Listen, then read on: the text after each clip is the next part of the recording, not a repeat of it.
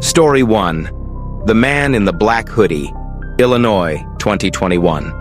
I never thought silence could be this loud. It was fall of 2021, and I had just moved into a rented townhouse in southern Illinois, my first time ever living alone. After a soul-crushing breakup, I needed space. Solitude. Time to clear my head. The place seemed perfect. Tucked in a sterile cul-de-sac with beige siding, chirping wind chimes, and friendly mailboxes stenciled with family names like the Hendersons or Smith & Coden. But I didn't know any of my neighbors. I liked it that way. Well, almost all of them.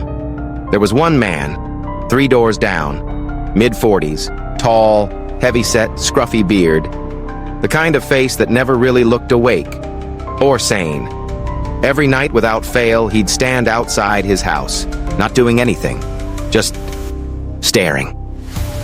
I'd come home from my late shift around 9:30 or 10 p.m., headlights sweeping across his silhouette like a stage light, and there he'd be, not pacing, not fiddling with his phone, not smoking, just planted there like a damn scarecrow. His eyes were always locked in my direction. I told myself it was nothing, just a strange man with insomnia. But there was something wrong about how still he was, like he wasn't just looking at me. He was waiting. And then, the noises began. It was a Tuesday night, mid-September. I got home late, microwaved leftovers, scrolled Instagram, and collapsed into bed around midnight. At 2:37 a.m., I woke to a sound that still makes my spine crawl, a metallic scraping, long and slow like nails dragging along wood. Then came the creak, a heavy groaning creak, like a gate opening, one I knew hadn't been touched in weeks. I sat up, sweating. My bedroom faced the backyard, where a sliding glass door led to a fenced-in rock garden. I froze. My heart was racing, not pounding, thumping like it wanted to escape my chest. I heard the rocks crunch outside. Slow, deliberate. Not a raccoon. Not a cat. Someone was walking. I reached into my nightstand, grabbed a dull kitchen knife, the only thing I had, and crept toward the window. The motion light didn't come on. I parted the blinds with trembling fingers. I saw nothing, but I could feel it. Someone was out there. I dialed 911. The dispatcher was polite. Too polite. She asked questions I barely processed. 10 minutes later, red and blue lights painted my walls. 2 officers showed up, walked around, saw nothing. "Could have been a raccoon," one muttered. He gave me a condescending smile. They left after 10 minutes. I didn't sleep. The next morning, I inspected the backyard myself, and that's when I found the rock. Flat, smooth, wedged neatly under the wooden gate, propping it just open enough to disable the spring-loaded latch. It hadn't been there the night before, I was sure of it. Someone had left it there. Not by accident. They were planning to come back. Quietly. I threw it across the yard like it burned. I called the police again. Same response. "Unless there's a crime, ma'am." That night, I barely blinked. At 2:14 a.m., the door handle rattled. Not subtle this time. A full-on test. Wiggle, jiggle, pull, pause. Then a slow push. I crouched in the hallway, heart slamming in my throat. I couldn't breathe. Through the blinds, the motion light flicked on. And there he was. Him. That man from down the street. He stood outside the door, staring at me through the glass, smiling. He didn't run. He didn't hide. He just smiled. A slow, stretched grin that felt inhuman, like he was savoring something. I called the police again. This time they found footprints, big ones. But still, no damage, no break-in, nothing we can act on. That day, I bought cameras. 2. One for the front porch, one for the back door. I stayed up that night, watching, waiting. At 2:23 a.m., the back camera pinged. He appeared on screen like a ghost, stepping into view with the precision of someone who'd studied the angles.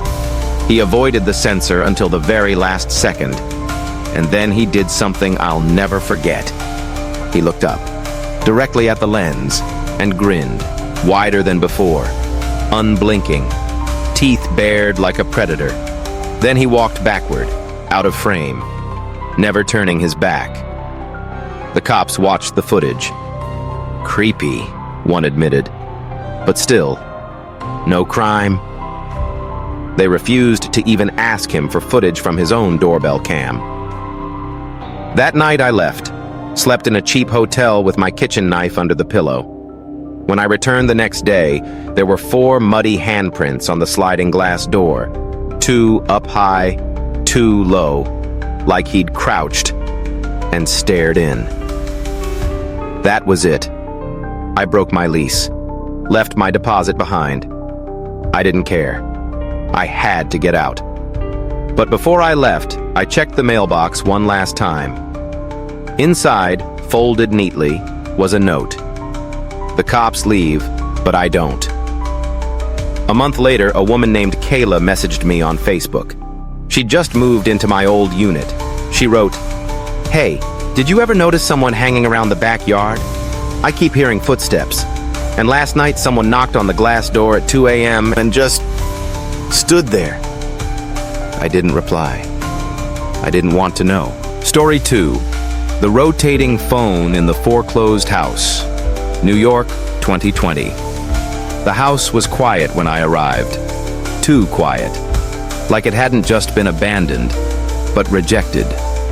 It was 2020, and I was working for a property preservation company in upstate New York. My job was simple: clean out foreclosed homes, secure them, document what was left behind. Most of the time, these houses were just sad, shells of lives interrupted. But this one felt different. It sat alone at the end of a dirt road, wrapped in woods so thick it looked like the trees were trying to swallow it whole. No nearby neighbors, no cell service. Just cracked asphalt, overgrown brush, and the kind of silence that makes your ears ring.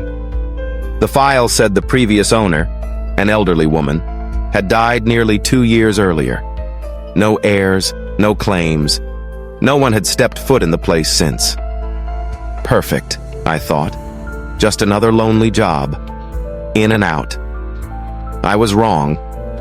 The door stuck when I tried to open it, swollen with rot. I had to shove hard to get inside. The air that greeted me smelled like time itself, stale, musty, and thick with something metallic underneath. Old blood? Rust? I couldn't tell.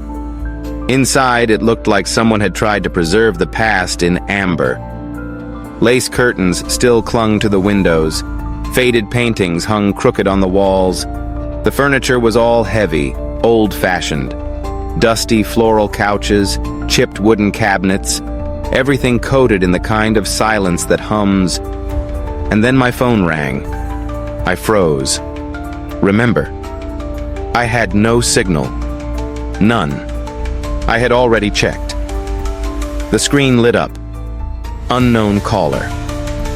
I hesitated, then answered. Nothing. Just static. A low, buzzing hiss like an old radio tuned between frequencies. I said, "Hello?" Twice. Then it went dead. I shook it off. Probably just a glitch. I started working, snapping photos of each room, logging items for disposal. Living room, sewing room, 2 small bedrooms. The third was clearly the master, and that's where I saw it. A rotary phone, off-white, yellowed with age, sitting on a nightstand beside an empty bed. I remember thinking, this thing hasn't worked in decades. The line was disconnected, no dial tone. The kind of dead object that couldn't, ever make a sound again. I turned to leave the room, and then my phone rang again. Same number. Unknown caller. But this time, I heard something. A whisper. Not a voice. A whisper so faint it almost blended with the static. It said, "Don't answer the phone in the bedroom." And then silence. I stood there frozen. That voice had been real. It was low, breathy, definitely human. But not concerned, not warning, just knowing. I stepped into the hallway and scanned the windows. All shut. No footprints, no breeze, nothing. I checked my phone. The signal bar flickered once, then vanished. I should have left. I wanted to leave. But my pride kept me moving. I boxed up what I could. Old figurines, glassware, faded books. But I couldn't shake the feeling that the house was watching me. Like something behind the walls had its eye to the plaster. And then it happened. A new sound. From the bedroom. The rotary phone was ringing. Loud, mechanical, shrill. That phone was not connected to anything. I walked slowly toward the room. The hallway felt longer than before. I could hear every creak in the floorboards beneath me, each one echoing louder than the last. The ringing didn't stop. Every shrill bell felt like a countdown I didn't understand. I reached the doorway. The phone sat motionless on the table, except the receiver. It was vibrating with each ring, just slightly, like it was alive. I didn't touch it. I backed away, slowly, carefully, like I was leaving a sleeping predator behind me. I almost walked out. Almost. But I still hadn't checked the basement. I stood at the basement door, hand on the knob, heart racing. Everything in me screamed, "Don't do it." But I did. The stairs creaked. The air grew colder the farther I went. It smelled like mold, damp wood, and something metallic again. Along the walls were shelves, paint cans, broken furniture, cobwebs everywhere. But in the corner, under a dangling bulb, sat a small table. On it, a cordless phone. Not a rotary. A modern plastic cordless phone. Covered in dust. Beside it, a stack of notebooks. I picked one up. Every page had a name, a date, and a single line. Lena H., July 3rd, 2019, rang once, didn't answer. Carl M., September 12th, 2019. Picked up, warned him. Joan W., November 2nd, 2019, answered. Disappeared. Dozens of entries, all in the same cramped handwriting. And then I noticed they stopped after the old woman's death. Until one final entry at the very bottom of the page. My name. Today's date. Entered house. Call sent. My blood ran cold. I dropped the book. The silence in the basement pressed against my ears like water. I didn't check the rest. I ran. I didn't even close the basement door behind me. I just fled. Back at the office, I handed in the report. I didn't mention the phones or the notebook. I just said the property was unsafe. They reassigned the house to another guy, Mark. 2 days later, I got a text from him. Why the hell did the phone in the bedroom ring? It's not even plugged in. I called him immediately. He told me he refused to answer it. The next day, he quit the job. No notice. Just disappeared. I never told him about the notebook, about the voice, about the basement. Sometimes I wonder if I should have. Sometimes I wonder if someone else is writing in that notebook now. Story 3. The Voice Beneath the Floor. Unknown Town, 2019.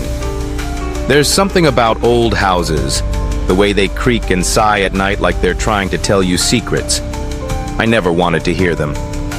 It was 2019, and I just moved into a cheap rental on the edge of a quiet town.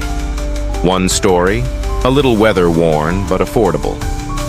I was in my late 20s, working nights as a security guard. I didn't need luxury, just a roof and a place to crash. The house came with a basement. I didn't ask for that. The door to the basement was a thick slab of old wood at the end of the hallway. The worst part? The light switch wasn't at the top of the stairs. It was halfway down. You had to step into the dark before you could see. The first time I went down there, I felt something off. Not fear, not exactly, but a crawling sense that something was hiding in the dark corners, holding its breath. I stored a few boxes down there, turned off the light, and tried to forget it existed. But basements don't let you forget. It started in late October, Halloween week, because of course it did. I came home from work at 3 a.m. like always, exhausted and half asleep, heading to the bathroom when I heard it. 3 knocks, soft, measured, coming from behind the basement door. I stopped mid-step. My stomach flipped. I told myself it was the pipes or the wood settling, until I heard it again. Knock, knock, knock. Clear, deliberate, like knuckles on wood. I stood frozen in the hallway listening. Then silence. I whispered to myself, just the house. But I didn't believe it. The next morning I opened the basement door, walked down the creaky stairs. Nothing was moved. No footprints, no broken windows, just stillness. For a few days things were quiet. I almost convinced myself it was stress. Then it changed. One night I was brushing my teeth when I heard a single, loud knock. Not soft, not distant. It was hard, like someone had punched the door with their fist. I turned off the faucet and listened. Nothing. I opened the bathroom door and stared at the basement entrance. Closed. I crept forward and pressed my ear to the wood. At first, only silence. Then, breathing. Slow, deep, human. I backed away, locked myself in my bedroom, sat in bed with a flashlight and a baseball bat. The next morning, I called the landlord. Told him I thought someone might have broken in or was living down there. He was skeptical but came to check it out. Together, we combed the basement. Windows intact, walls sealed. No signs of animals or intruders. He left with a pat on the back and a half-laughing, "Old houses do weird stuff." I wasn't laughing. For a week, things stopped. Then one night, around 2 a.m., I was watching TV when I heard it. Creak. Not a knock. Not a voice. It was the sound of the basement door opening. I froze. Muted the TV. The sound was unmistakable. Hinges groaning under slow, deliberate weight. I stood, walked to the hallway, and stared. The basement door was wide open. I hadn't touched it. I grabbed a flashlight and edged forward. I shined the beam down the stairs, pitch black. The basement bulb was off, or dead. I reached around the corner for the switch. Nothing. And then, footsteps coming up the stairs. Not fast, not stumbling. Slow, steady, purposeful. I slammed the door shut, held the handle tight. I could feel pressure on the other side, like someone was pushing against it gently, testing. Then it stopped. I locked the door, called the police. They arrived 10 minutes later. 2 officers swept the house, went down the stairs with guns drawn, came back up empty-handed. "Nothing down there," they said. "No entry. No signs of anyone hiding. Are you sure you weren't dreaming?" I wasn't. I installed a padlock on the basement door the next morning. For weeks, there was nothing. I almost let myself relax. But horror doesn't disappear. It waits. One night I came home, dropped my keys and froze mid-step. The padlock was on the floor, broken, twisted. The basement door stood ajar. Something had been inside, and it had gotten out. I didn't go near it. I packed a bag, stayed with a friend for 3 days. When I returned, I nailed the basement door shut, hammered it closed, jammed a chair against it. I didn't care if it was legal. I wasn't going to open that door again. But the house had one last message. A few nights later, at exactly 3:00 a.m., I woke up. Something had pulled me from sleep. Not a knock, not a scream, a voice, not words. Just the low vibration of vocal cords. A rumble. From beneath the floorboards, under my bed. I couldn't move, couldn't breathe. I lay there with the blanket tight over my face like a child hiding from monsters. When the sun rose, I left. For good. I didn't wait for the lease to end. I didn't care about my stuff in the basement. It could rot. To this day, I don't know what was in that house. But sometimes, when the nights go quiet, I swear I still hear that breathing.